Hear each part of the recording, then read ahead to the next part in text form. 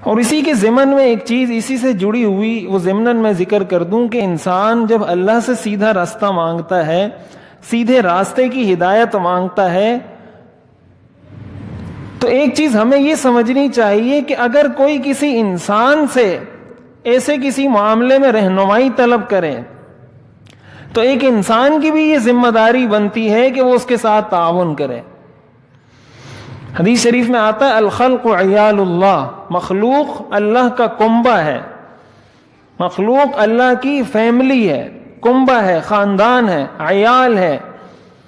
فَأَحَبُّ الْخَلْقِ إِلَى اللَّهِ مَنْ أَحْسَنَ إِلَىٰ عِيَالِهِ، لہٰذا اللہ کے نزدیک سب سے پسندیدہ اور محبوب شخص وہ ہے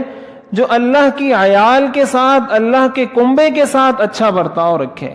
یعنی جو اللہ کی مخلوق کے ساتھ اچھا برتاؤ کرے گا اللہ تعالیٰ کا محبوب بن جائے گا۔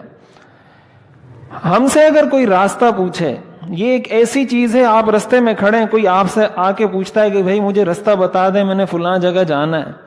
تو ہمارے لوگ تو الحمدللہ اس چیز میں بہت تعاون کرتے ہیں، لیکن بعض لوگوں کی عادت ہوتی ہے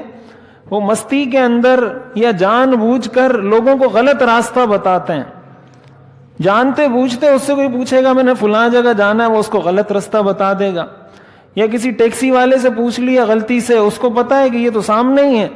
تو وہ ٹیکسی میں بٹھا کر کہیں سے چکر لگوا کر گھما پھرا کر دوبارہ اس منزل پر لا کر چھوڑ دے گا، اس لیے کہ اس کو پتا ہے کہ اس کو تو رستے کا پتہ نہیں ہے، یہ تو باہر سے آیا ہے، دوسرے شہر سے آیا ہے۔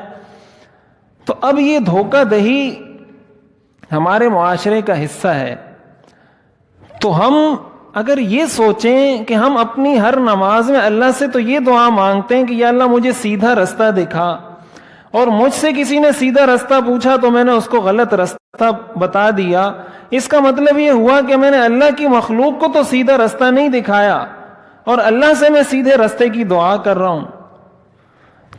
تو ہمیں اس چیز کو بھی دیکھنا چاہیے کہ ہم بھی تو کسی کی اگر رہنمائی کے کچھ اہل ہوئے ہیں، کچھ کسی کی رہنمائی کر سکتے ہیں تو صحیح طریقے سے اس کی رہنمائی کریں۔ اس کے بعد جب ہم اللہ سے ہاتھ اٹھا کر مانگیں گے اہدنا الصراط المستقیم کہ یا اللہ ہمیں سیدھا رستہ دکھا، تو اللہ تعالیٰ اس حدیث شریف کے مطابق کہ اللہ کے بندوں کے ساتھ اچھا کیا تو یہ اللہ کا محبوب بن گیا